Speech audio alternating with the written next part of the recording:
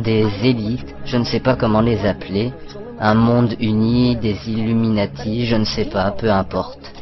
Des gens qui se fichent de la personne moyenne. Ils se soucient d'eux-mêmes, de leur réseau, de leur pouvoir. S'ils éliminaient les 3/4 des gens, tant mieux pour eux, car ça fera une foule moins importante pour remettre en cause leur programme. Voilà de quoi il s'agit, et c'est très alarmant. D'où vient ce truc, et pourquoi ce genre de truc se retrouve-t-il par ici? J'ai entendu différentes explications, nous devons refroidir la planète, etc. Mais pourquoi aurait-il besoin de ce genre de truc? L'explication n'a jamais été très claire.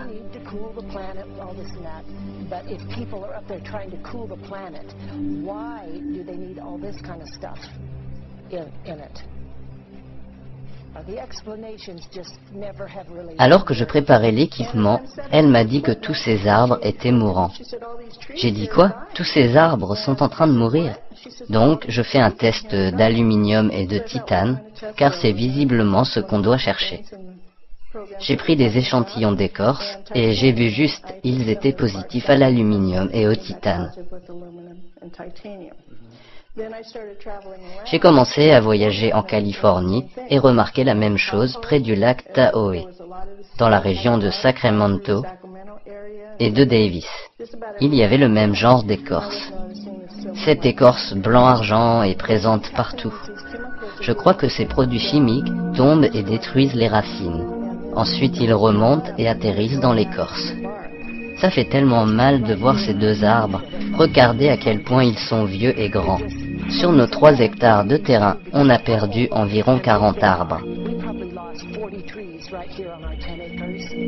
Chaque semaine, d'autres arbres commencent à mourir. C'est si triste qu'on en pleure. Et que ce soit dû à des chemtrails d'origine humaine, ça me pétrifie. À chaque fois que vous perdez un arbre, ce n'est pas bon, quelle tristesse. Et il y en a un autre ici, et ce groupe d'arbres là. Ne pensez-vous pas que vous allez mieux vous sentir en combattant au lieu de ramper dans un trou pour aller dormir? Bon sang, vos familles sont là, vos enfants, vos petits-enfants, il faut faire quelque chose.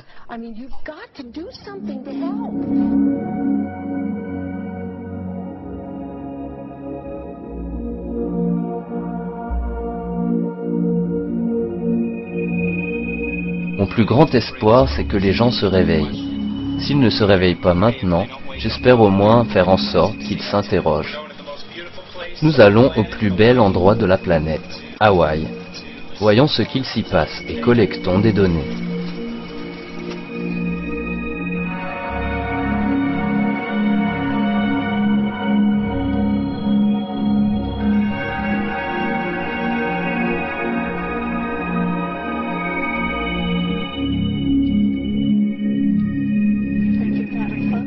J'espère que vous vous êtes bien amusés avec nous.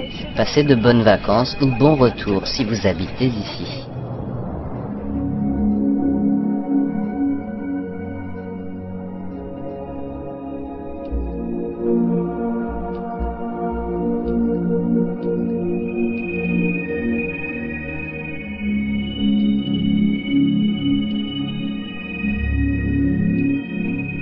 Arrivé à la ferme bio dans un coin isolé de Maui. Toute la vallée utilise le solaire, le vent ou des électrogènes. Comment croire qu'un tel paradis va être détruit? Ils font le tour de l'île. Ils le font très loin. C'est pourquoi on ne voit pas les avions à chemtrails. Ils doivent répandre au large et ça remonte jusqu'ici. Ils viennent de l'ouest, ils répandent des deux côtés aujourd'hui. Regarde ça, ce sont aussi des chemtrails qui viennent de cette direction. Ça fait une sorte de brouillard opaque. On devrait pouvoir regarder l'horizon, nous sommes suffisamment élevés. On a la courbe de l'océan tout autour, on devrait voir les grandes îles à moins de 50 km, et pourtant rien.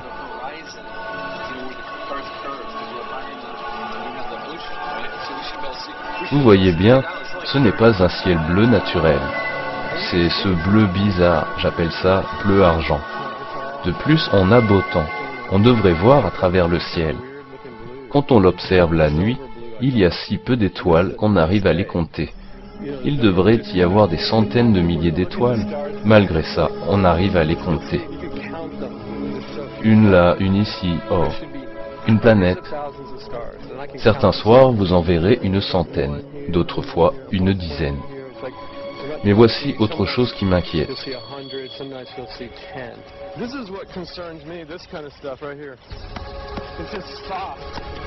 C'est mou, l'écorce est desséchée, ce n'est pas naturel. J'ai vu des milliers de noix de coco dans toute ma vie. Je n'en ai jamais vu se décomposer comme cela. Regardez ça, je n'ai jamais vu ce genre de choses auparavant. J'ai l'habitude de couper des arbres sur Big Island.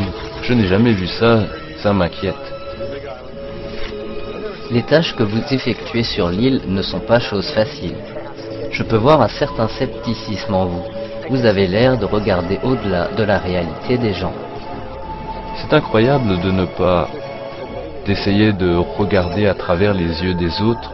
Je peux voir tout ça facilement, c'est comme le jour et la nuit. Il suffit de prêter attention aux fausses illusions. Selon vous, que se passerait-il si tout le monde se réveillait et se rendait compte des plans des géo-ingénieurs? Si les gens savaient vraiment ce qui se passe, je crois qu'il y aurait une révolution à Hawaï.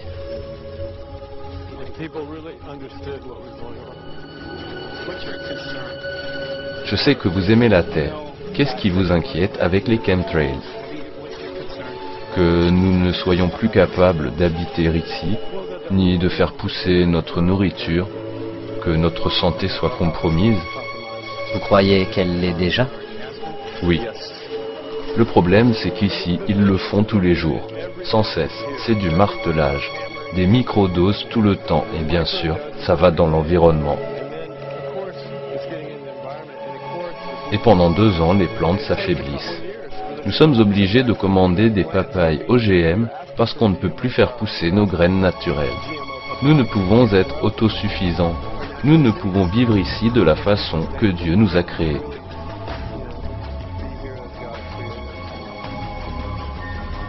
Mon ami m'a convaincu de faire une analyse de cheveux sur ma fille. J'ai dû couper très près du scalp pour prendre des cheveux récents. Vu notre style de vie, j'étais certaine que les cheveux de ma fille seraient sains. J'ai reçu les résultats. Figurez-vous qu'on a trouvé un niveau élevé d'aluminium. Voici le graphique. Voici le champ de référence. Et voilà où est ma fille. Aluminium 23,1. Le ciel est couvert de brume blanche. Je regarde la nuit et je ne vois pas les étoiles dont j'avais l'habitude. Je ne peux m'empêcher de penser que, manifestement, ça a un rapport avec la santé de ma fille. À part les chemtrails, je ne vois pas d'où peuvent venir ces métaux lourds. Regarde son âge. Elle est restée isolée ici. Elle n'a jamais été vaccinée non plus. Un visiteur se dirait, une ferme bio, c'est le paradis. Et voilà que ces métaux lourds arrivent de nulle part. Elle a les plus hauts niveaux d'aluminium que j'ai pu voir jusqu'à présent. Les amis, ces gens jouent à Dieu. Ils se prennent pour Dieu en manipulant la météo.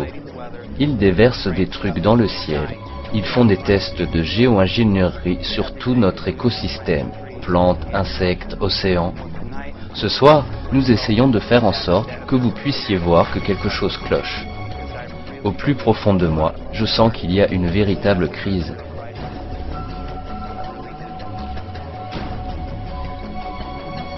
Ces gens proposent de déverser 10 à 20 millions de tonnes d'aluminium dans l'atmosphère supérieure. Que fait l'aluminium? Il change le pH des sols, ce qui est toxique pour les plantes. C'est aussi très toxique pour la santé humaine. Est-ce que cette histoire de chemtrails est réelle? Laissez-moi vous parler de mon expérience et de ce que nous avons trouvé. Nous avons beaucoup de preuves qui non seulement suggèrent, mais qui, je crois, prouvent qu'on est aspergé de pesticides.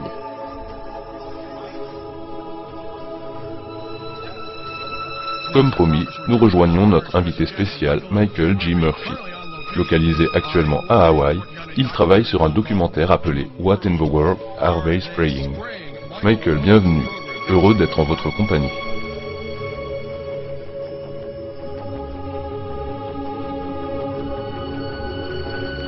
J'ai un ami un peu théoricien des conspirations. Il regarde toujours les choses avec un regard différent. Selon lui, quand le président vient à Los Angeles, il n'y a étrangement pas d'aspersion cette semaine-là. Peut-on rêver meilleur endroit pour une interview? Ils font ça au-dessus de nos fermes. Ils veulent éliminer notre capacité à produire de la nourriture biologique. Ils ne veulent pas qu'on puisse subvenir à nos besoins en eau saine. C'est juste une supposition, mais il me semble que ça sert à contrôler les masses. Comment est-ce que l'aluminium peut être bon pour nous? Quel est le deuxième élément?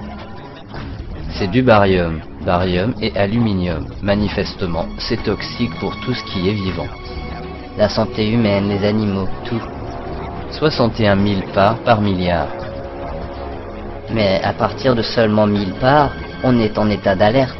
61 000, vous dites? Oui, les gens grimpent sur la montagne et boivent de la neige empoisonnée. Oh mon Dieu, c'est si écœurant. C'est 61 fois au-dessus du règlement. J'en ai parlé à des amis de Los Angeles. C'est juste de la glace, me disent-ils, de la condensation. Un simple écolier pourrait comprendre cette histoire. Ça flotte dans le ciel et ça se répand. Vous n'êtes pas un expert, mais un citoyen inquiet qui fait ses recherches. C'est ce que nous devrions faire en tant que citoyens. Dire qu'on veut savoir ce qui se passe. Ce que la FDA fait à notre nourriture, ce que le gouvernement fait à notre air, l'eau et les sols. C'est super ce que vous faites. Chapeau bas de faire des recherches sur ce sujet. Mettez toute la théorie des géo-ingénieurs de côté. Nos analyses sont assez effrayantes pour commencer à faire quelque chose. J'encourage la population à se lever et se poser des questions. Il faudrait plus de gens comme lui. Merci Michael, merci beaucoup. Partout sur la planète, on ressent les effets des aspersions d'aluminium par aérosol atmosphérique. Je crois que notre magnifique climat tropical pourrait être en danger. Nous voulions non seulement rapporter le constat qu'ont fait des gens du monde entier, mais aussi encourager les gens à se poser des questions à propos de l'aluminium, du strontium et du barium. Je pense que notre séjour n'était pas vain. J'ai vu beaucoup de gens éveillés à Hawaï. Ils ne sont pas seulement curieux, ils veulent connaître la vérité. Ça me donne de l'espoir. Selon moi, c'est un des gestes les plus courageux d'Edward Griffin. C'est un sujet tabou, personne n'est censé en parler.